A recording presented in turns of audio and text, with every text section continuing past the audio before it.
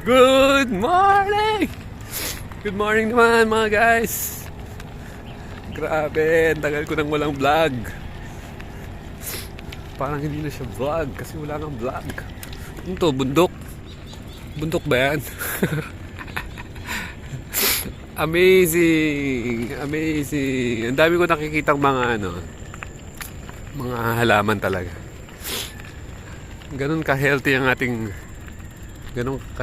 ating lupain. Iwanan mo lang yan ng ilang buwan, may mga tutubo na, ganyan siya.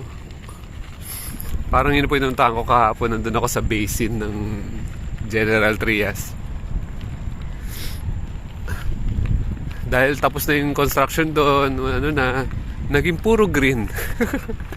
Nagsitubuan ang lahat ng hindi siya ganito, naging puro siya. Siguro hintayin mo kung ilang taon magiging puro green yan kasi nga mataba ang lupa. Good morning! Hey! Ano bang update? Inhale muna tayo. Exhale. Inhale. Exhale. Inhale. Exhale. Okay, andito po tayo ngayon again sa napakagandang lugar sa likod ng city. Laging merong nature. Ito po ang nature. Nakita niyo yung mga ibon na yun. Okay, thank you for watching. You are watching po Buhay Sakto. Ngayon lang ba kayo sa channel? Kung ngayon lang po kayo, don't forget to like, subscribe. Ang ganda, daming birds. Where are you going, birds? Are you looking for food? Tapos may dumadaang aeroplano. Yan. Okay. Ayun, meron pa dun. Ay, nako, amazing. It's a beautiful day. Maganda ang gising. And kaya, ay nako. Alam niyo naman, talagang meron tayong mga pinagdadaan ng disiplina sa dami ng event sa mundo. Hindi natin maiwasang mapuyat. Ito mo naman ang aking face. Kailangan mawala ito yun. Kailangan mawala talaga yan eh. So kagabi talagang pinatay ko ang cellphone bandang alas 9 ng gabi. Sana this tonight mapatay ko ang cellphone ng mga alas 8. Okay, remind nyo sa akin Okay, kailangan pala makauwi ako ng maaga. So, pag hindi mo kasi pinatay ang cellphone, talagang mangyayari sa'yo ay mamupuyat ka kasi yung cellphone walang katapusang impormasyon. Buksan yung email, magbubukas ka ng Facebook, bubuksan mo yung iba't ibang social media. Hanggang sa napuyat ka na, piling kong solusyon para makatulog ka ng maayos, bawasan ang impormasyon na pumapasok sa utak. Kasi dumarating sa time mo, pag matutulog ka bago ka makatulog, kasi sa dami ng impormasyon na pumasok sa utak mo, pasok siya dyan. Parang napapagod yung brain mo kaka-analyze sa mga dami ng impormasyon na pinasok mo. So, bago niya matapos i-analyze lahat ng mga pinasok mo sa utak mo, tsaka ka palang biglang makakatulog. Kaya sabi ko, okay, napakaswerte pala ng mga tao talaga na doing nothing, na walang iniisip. Kasi mabilis makatulog. Ilang gabi na yun, parang alas 9, nakapikit na ako ayaw pa rin ako makatulog. Pero ngayon, I'm successful. Success. Kasi kagabi nakatulog nga ako ng 9 o'clock. At feeling ko nakatulog ako ng dire-diretso. Kasi kanina ang dilat ko, kanina na-CR ako ng 3 o'clock. Tapos 5. Tuluyan ako nagising ng 5:30. Yeah. This is the best gising. Okay? Best gising yung ganito, alas 5 ng umaga. Yan, nanonood ka sa gusto ko itong gawin. Actually, what you desire, it will makes you happy when you achieve it. eh, ilang araw ng puyat. Kaya sabi ko, kailangan to maging consistent. Maging consistent yan kung maaga pa lang ang dami mo nang gagawin. Ang gagawin ko, ang dami kong activity for today. Maglilinis ako ng bahay. Meron akong meeting sa Makati ng alauna, alas 3. Meron din akong alas 5. Sana matupad ko lahat. Tapos kailangan makauwi ako ng dapat nasa bahay na ako ng alas 7. Yan. Kasi bakit? Para makatulog na ako ng alas 8. Okay. So kailangan ma-manage ko yung time ko ng sobrang bilis. Para fulfilled. So today, ito, at least una kong activity is make a vlog sa umaga. Tsaka pag hapon na parang bilisan ng oras, pag gantong umaga, parang slow. The time is slow. Kaya, sorry na lang sa mga mahilig magpuyat. Kawawa naman. Hello bro! Hindi niya ako narinig. Hey!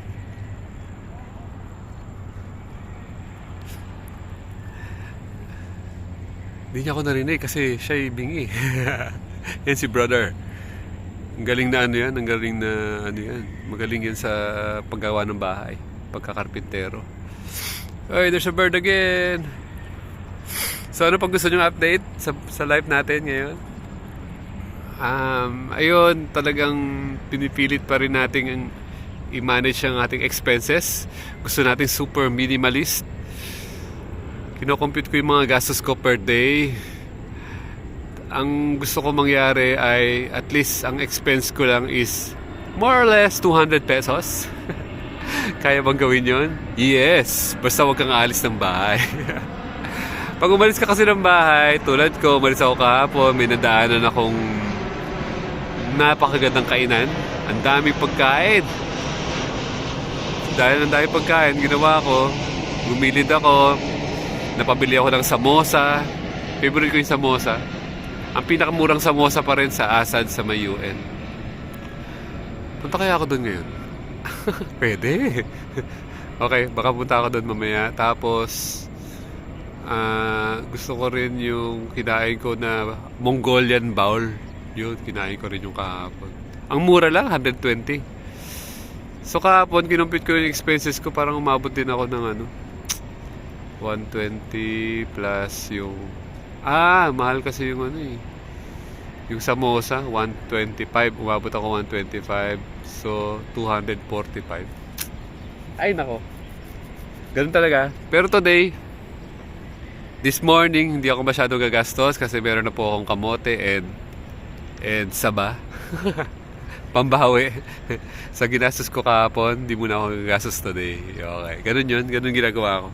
Kasi feeling ko kailangan din ng katawan mabalance siya kasi ang bago kong discovery sa life is kung gusto mo talagang matigil ang ang aging.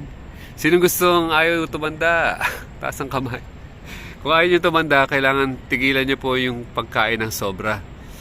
Pili ko ang katawan ng tao, hindi naman siya napagod sa kakatrabaho eh.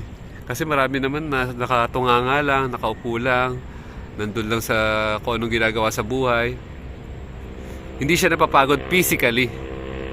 Okay? Napapagod physically ang katawan sa dami ng kanyang kinain. Imagine mo kakain ka sa umaga, kakain ka sa tanghali, kakain ka sa gabi. Ako po, malapit na po akong tumigil ng pagkain ng twice a day. Malapit na po ako mag once a day. Inisip ko na lang yung perfect timing kung kailan. So dati po, ang mindset ko po, ganun din. Kailangan kumain 3 beses sa isang araw. Kawawa naman yung hindi ko makain. Ngayon, baliktad na po. Kawawa naman po yung katawan nyo dahil kain ka ng kain. Hindi po totoo yung 3 times a day. Ang pinakatotoo lang, kakain ka if you need eat pag kailangan na ng katawan mo. Kasi pag kumain ka na hindi mo naman kailangan, ano mangyayari sa'yo? Magkakaroon ka ng malaking tiyan. Yan po, anti-ano po tayo dyan? Anti-tiyan po tayo.